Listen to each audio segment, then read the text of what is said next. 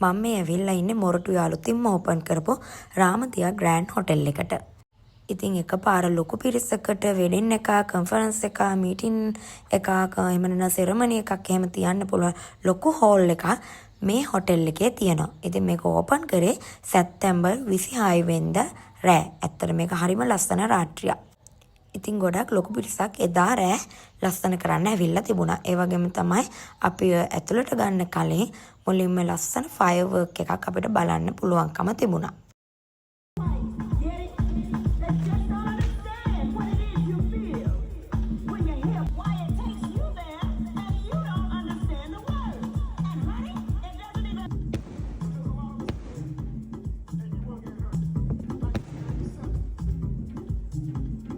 ඉතින් මෙතනදි මම දැකපු විශේෂ දෙයක් තමයි ඒගොල්ලන්ගේ හොටෙල් එකේ නමත් ෆයර් එකකින් තමයි අපිට මෙන්න මේ විදිහට පෙන්වුවේ. ඒක ඇත්තටම බලන් ඉන්න ලස්සනයි.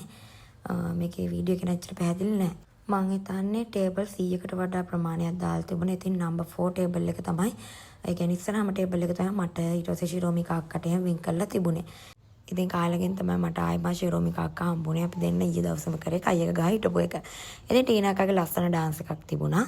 ඉතින් ඒ වගේම තමයි ඉසුරුළු කොහෙට්ටිගේ අයියා, ඊට පස්සේ උපේක්ෂා සුවර්ණමාලි අක්කා, රිතු අක්කා, ජනිත් අයියා, ට්‍රැවල් විත් වයිෆ් එකේ අයියා අක්කා දෙන්නම ඇතුළුව තවත් ආටිස්ලා කීප දෙනෙකුත් ඇවිල්ලා හිටියා මේ අවස්ථාවට.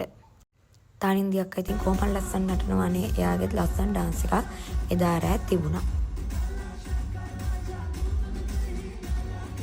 International conferences and celebrations that bring ඒ වගේම තමයි ඇවිත් හිටපු හැමෝටම හොඳ ඩිනර් එකක් දෙන්න අමතක කරලා නම් තිබුණේ නෑ හොටෙල් එකේ අය.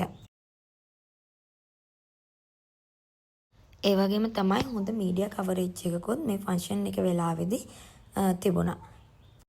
ඉතින් අපි ගොඩාක් ආදරය කරන ගායකයෝ ගොඩාක් ඇවිල්ලා තිබුණා එදා රෑ ලස්සන කරන්න.